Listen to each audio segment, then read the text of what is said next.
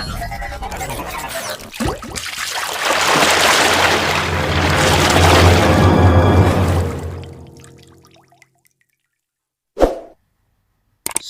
طه. بسم الله الرحمن الرحيم. طه ما أنزلنا عليك القرآن لتشقى إلا تذكرة لمن يخشى تنزيلا ممن خلق الأرض والسماوات العلا الرحمن على العرش استوى له ما في السماوات وما في الأرض وما بينهما وما تحت الثرى وإن تجهر بالقول فإنه يعلم السر وأخفى الله لا إله إلا هو له الأسماء الحسنى وهل أتاك حديث موسى إذ رأى نارا فقال لأهلهم كثوا إني آنست نارا لعلي آتيكم منها بقبس أو أجد على النار هدى فلما أتاها نودي يا موسى إني أنا ربك فاخلع نعليك إنك بالوادي المقدس طوى وأنا اخترتك فاستمع لما يوحى إنني أنا الله لا إله إلا أنا فاعبدني وأقم الصلاة لذكري إن الساعة آتية أكاد أخفيها لتجزى كل نفس بما تسعى فلا يصدنك عنها من لا يؤمن بها واتبع هواه فتردى وما تلك بيمينك يا موسى قال هي عصاي أتوكأ عليها وأهش بها على غنمي ولي فيها مآرب أخرى قال ألقها يا موسى فألقاها فإذا هي حية تسعى قال خذها ولا تخف سنعيدها سيرتها الأولى واضمم يدك إلى جناحك تخرج بيضاء من غير سوء آية أخرى لنريك من آياتنا الكبرى اذهب إلى فرعون إنه طغى قال رب اشرح لي صدري ويسر لي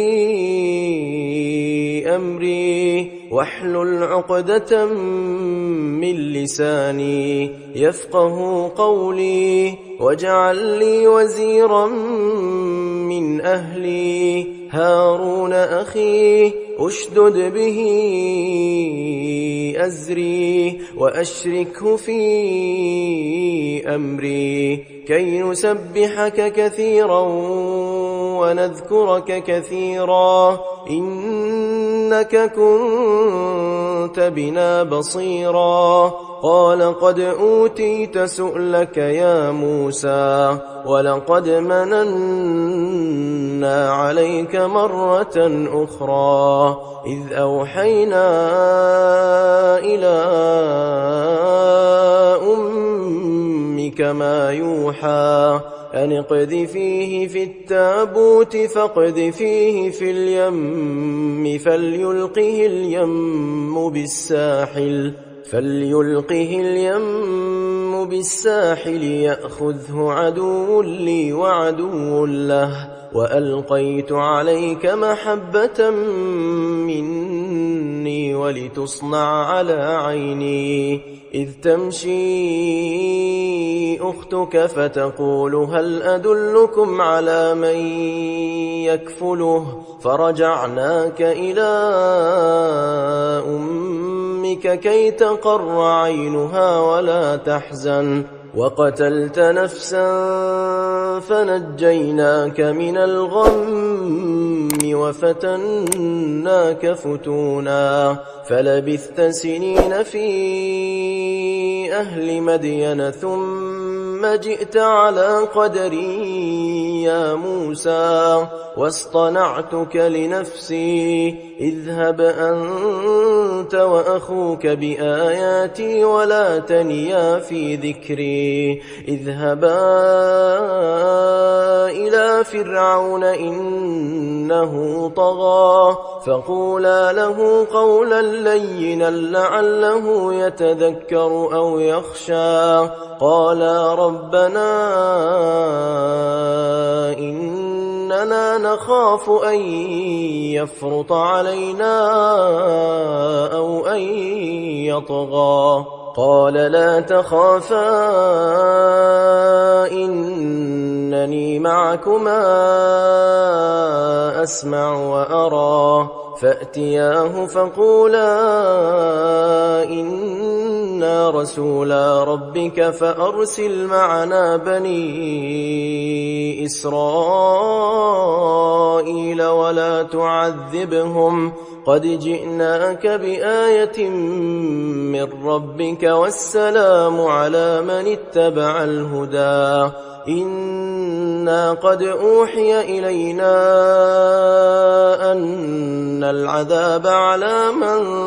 كذب وتولى، قال فمن ربكما يا موسى، قال ربنا الذي أعطى كل شيء خلقه ثم هدى، قال فما بال القرون الأولى، قال علمها عند ربي في كتاب لا يضل ربي ولا ينسى، الذي جعل لكم الأرض مهدا وسلك لكم فيها سبلا وأنزل من السماء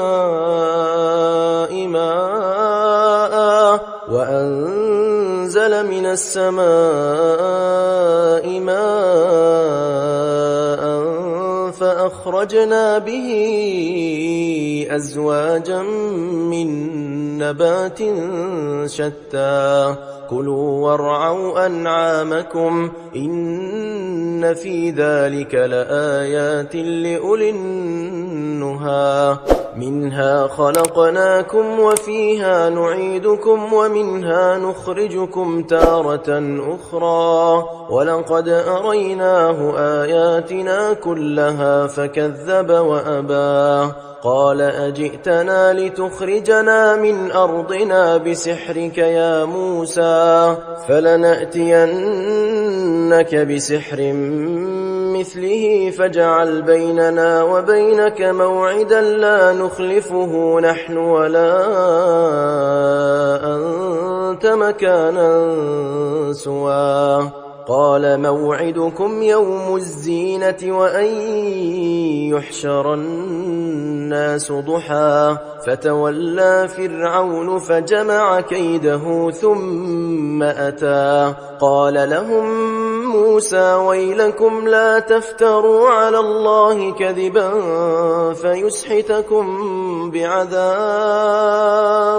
فيسحتكم بعذاب وقد خاب من افترى، فتنازعوا أمرهم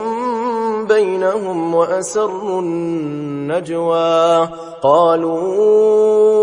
إن هذان لساحران يريدان أن يخرجاكم من أرضكم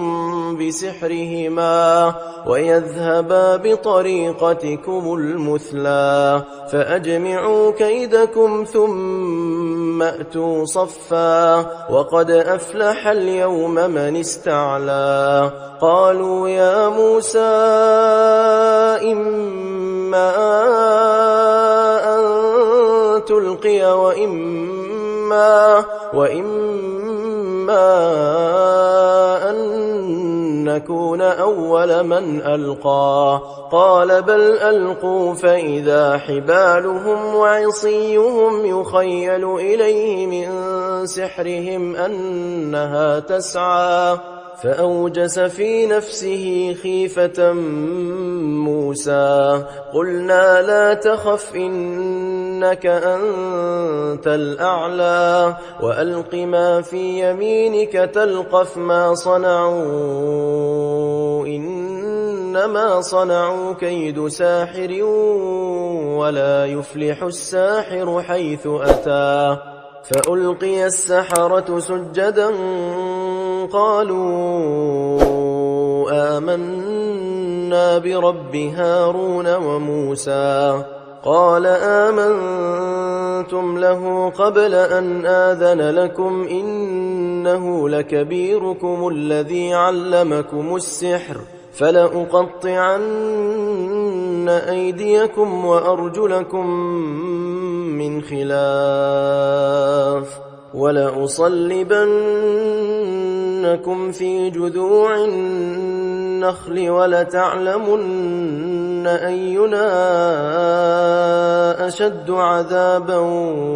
وأبقى. قالوا لن نؤثرك على ما جاءنا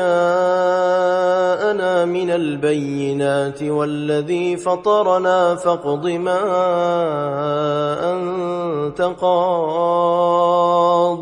إنما تقضي هذه الحياة الدنيا. إنا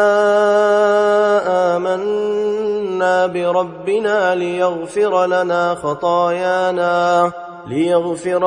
خطايانا وما أكرهتنا عليه من السحر والله خير وأبقى. إنه من يأت ربه مجرما فإن له جهنم لا يموت فيها ولا يحيا ومن يأته مؤمنا قد عمل الصالحات فأولئك لهم الدرجات العلا. جنات عدن تجري من تحتها الأنهار خالدين فيها وذلك جزاء من تزكى. ولقد أوحينا إلى موسى أن أسر بعبادي فاضرب لهم طريقا في البحر يبسا لا تخاف دركا ولا تخشى. فأتبعهم فرعون بجنوده فغشيهم من اليم ما غشيهم وأضل فرعون قومه وما هدى. يا بني إسرائيل قد أنجيناكم من عدوكم وواعدناكم جانب الطور الأيمن ونزلنا عليكم المن والسلوى. كلوا من طيبات ما رزقناكم ولا تطغوا فيه فيحل عليكم غضبي ومن يحلل عليه غضبي فقد هوى. وإني لغفار لمن تاب وآمن وعمل صالحا ثم اهتدى. وما أعجلك عن قومك يا موسى؟ قال هم أولئك على أثري وعجلت إليك رب لترضى. قال فإنا قد فتنا قومك من بعدك وأضلهم السامري. فرجع موسى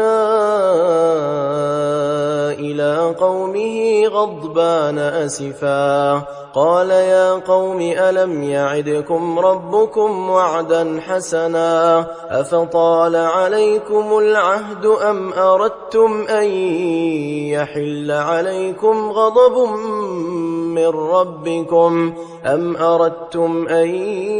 يحل عليكم غضب من ربكم فأخلفتم موعدي قالوا ما أخلفنا موعدك بملكنا ولكننا حملنا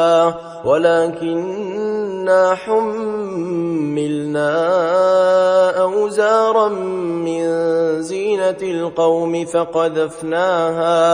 فقذفناها فكذلك ألقى السامري فأخرج لهم عجلا جسدا له خوار فقالوا هذا إلهكم وإله موسى فنسي أفلا يرون ألا يرجع إليهم قولا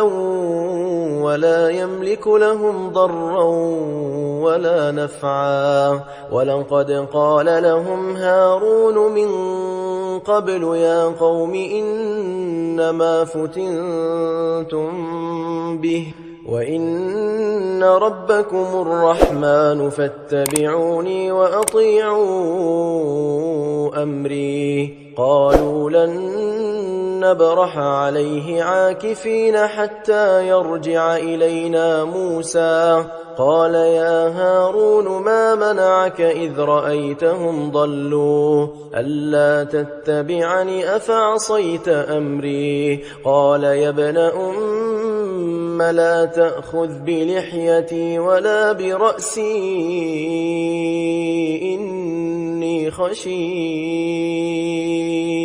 إني خشيت أن تقول فرقت بين بني إسرائيل ولم ترقب قولي قال فما خطبك يا سامري قال بصرت بما لم يبصروا به فقبضت قبضة من أثر الرسول فنبذتها وكذلك سولت لي نفسي قال فاذهب فإن لك في الحياة أن تقول لا مساس وإن لك موعدا لن تخلفه وانظر إلى إلهك الذي ظلت عليه عاكفا لنحرقنه ثم لننسفنه في اليم نسفا إنما إلهكم الله الذي لا إله إلا هو وسع كل شيء علما كذلك نقص عليك من أنباء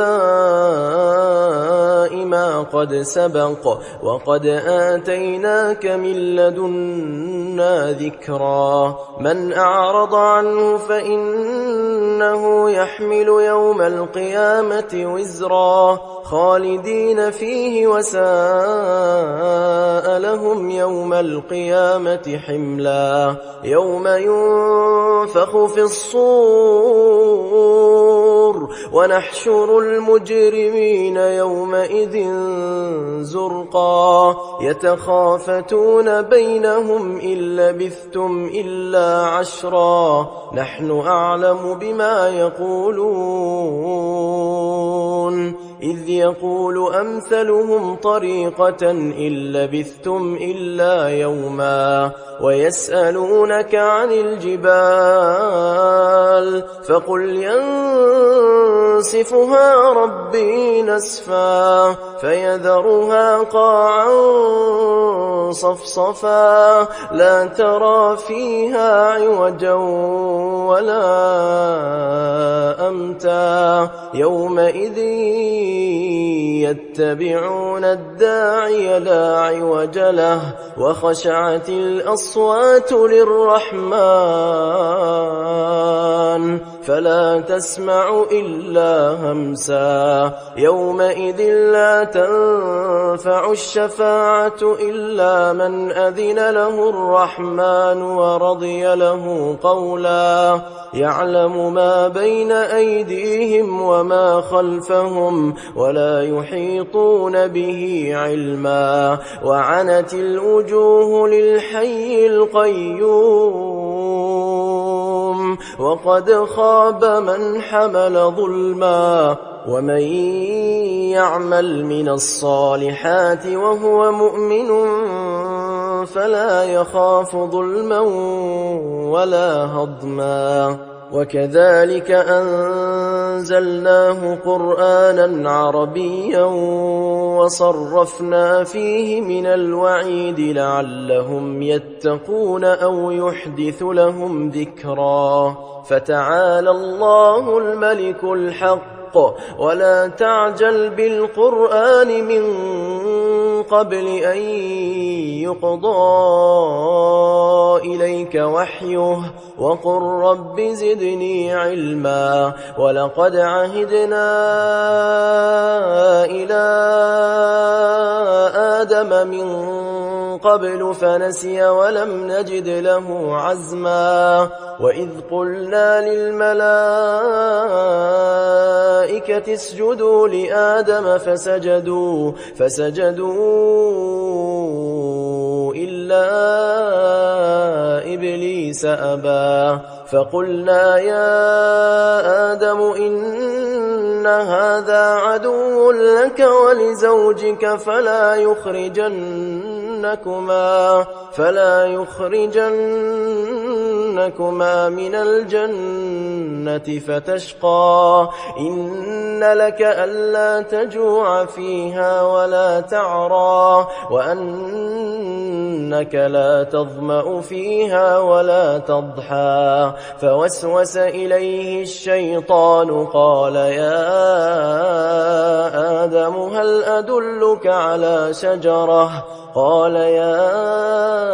آدم هل أدلك على شجرة الخلد وملك لا يبلى فأكلا منها فبدت لهما سوآتهما وطفقا يخصفان عليهما من ورق الجنة وعصى آدم ربه فغوى ثم اجتباه ربه فتاب عليه وهدى قال اهبطا منها جميعا بعضكم لبعض عدو فإما يأتينكم مني هدى فمن اتبع هداي فلا يضل ولا يشقى ومن أعرض عن ذكري فإن له معيشة ضنكا ونحشره يوم القيامة أعمى قال رب لم حشرتني أعمى وقد كنت بصيرا قال كذلك أتتك آياتنا فنسيتها وكذلك اليوم تنسى وكذلك نجزي من أسرف ولم يؤمن بآيات ربه ولعذاب الآخرة أشد وأبقى أفلم يهد لهم كم أهلكنا قبلهم من القرون يمشون في مساكنهم إن في ذلك لآيات لأولي النهى ولولا كلمة سبقت من ربك لكان لزاما وأجل مسمى فاصبر على ما يقولون وسبح بحمد ربك قبل طلوع الشمس وقبل غروبها ومن آناء الليل فسبح وأطراف النهار لعلك ترضى ولا تمدن عينيك إلى ما متعنا به أزواجا منهم زهرة الحياة الدنيا لنفتنهم فيه ورزق ربك خير وأبقى وأمر أهلك بالصلاة واصطبر عليها لا نسألك رزقا نحن نرزقك والعاقبة للتقوى وقالوا لولا يأتينا بآية من ربه أولم تأتهم بينة ما في الصحف الأولى ولو أنا أهلكناهم بعذاب من قبله لقالوا ربنا لولا أرسلت إلينا رسولا فنتبع آياتك من قبل أن نذل ونخزى قل كل متربص